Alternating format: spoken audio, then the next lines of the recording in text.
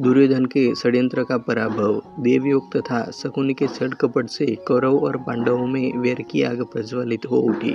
दुर्योधन बड़ी खोटी बुद्धि का मनुष्य था। उसने शकुनी के कहने पर पांडवों को बचपन में कई बार मारने का प्रयत्न किया। युवावस्था में आकर जब गुणों में उससे अधिक श्रेष्ठ युधिष्ठिर को युवराज बना दिया गया तो शकुनी ने लाक्स के बने हुए घर में पांडवों को रखकर आग लगाकर उन्हें जलाने का प्रयत्न किया, किंतु विदुर की सहायता से पांचों पांडव अपनी माता के साथ उस जलते हुए घर से बाहर निकल गए। अपने उत्तम गुणों के कारण युधिष्ठिर हस्तिनापुर के प्रजाजनों में अत्यंत लोकप्रिय हो गए।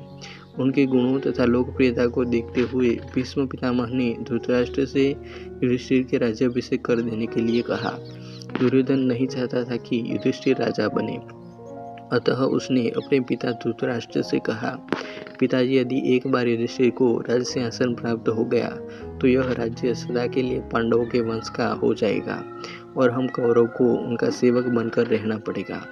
इस पर धृतराष्ट्र बोले, बस दुर्योधन, युधिष्ठिर हमारे कुल के संतानों में सबसे बड़ा है, इसलिए इस राज्य पर उसी का अधिकार है। फिर भीष्म तथा प्रजाजन भी उसी को राजा बनाना चाहते हैं। हम इस विषय में कुछ भी नहीं कर सकते। धृतराष्ट्र के वचनों को सुनकर दुर्योधन ने कहा, पिताजी, मैंने इसका प्रबंध कर लिया है, बस आप किसी तरह पांडवों को वारणावत भेज दे। दुर्योधन के वारणावत में पांडवों के निवास के लिए पुरुषन नामक शिल्पी से एक भवन का निर्माण करवाया था, जो कि लाख, चर्बी, सूखी घास, भुंज जैसे अत्यंत ज्वलनशील पदार्थों से बना था। दुर्योधन ने पांडवों को उस भवन में जला डालने का षड्यंत्र रचा था। धृतराष्ट्र के कहने पर युधिष्ठिर अपनी माता तथा भाइयों के साथ वारणावत जाने के लिए निकल पड़े।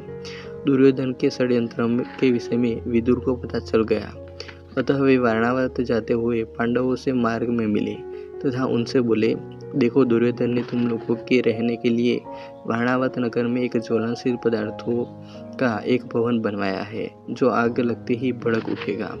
इसलिए तुम लोग भवन के अंदर से वन तक पहुंचने के लिए एक सुरंग अवश्य बनवा लेना, जिससे कि आग लगने पर तुम लोग अपनी रक्षा कर सको। मैं सुरंग बनाने वाला कारीगर चुपके से तुम लोगों के साथ भेज दूंगा। तुम लोग उस लाक्षागृह में अत्यंत सावधानी के साथ रहना। वारणावत में युधिष्ठिर ने अपने चाचा विदुर के भेजे गए कारीगर की सहायता से गुप्त सुरंग बनवा लिया।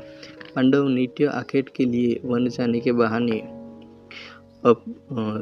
के बहाने छिपने के लिए स्थान की खोज करने लगे। कुछ दिन इस तरह बिताने के बाद एक दिन युधिष्ठिर ने भीमसेन से कहा, भीम, अब दुष्ट पुरोचन को इसी लाक्षागृह में जलाकर हमें भाग निकलना चाहिए। भीम ने उसी रात्रि पुरोचन को किसी बहाने बुलाया और उसे उस भवन के एक कक्ष में बंदी बना दिया। उसके पश्चात भवन में आग लगा दिया और अपनी माता कुंती एवं भाइयों के साथ सुरंग के रास्ते वन में भाग निकले। लाक्षागृह के भस्म होने का समाचार जब हस्तिनापुर पहुंचा तो पांडवों को मारा समझकर वहां की प्रजा अत्यंत दुखी हुई। दुर्योधन और धृतराष्ट्र सहित सभी कौरवों ने भी शोक मनाने का दिखावा किया और अंत में उन्होंने पांडवों की अंत्येष्टि करवा दी। कहानी अच्छी लगी हो तो वीडियो को लाइक, कमेंट और शेयर कर दीजिएगा और चैनल को अभी तक सब्सक्राइब नहीं किया हो तो सब्सक्राइब कर लेना।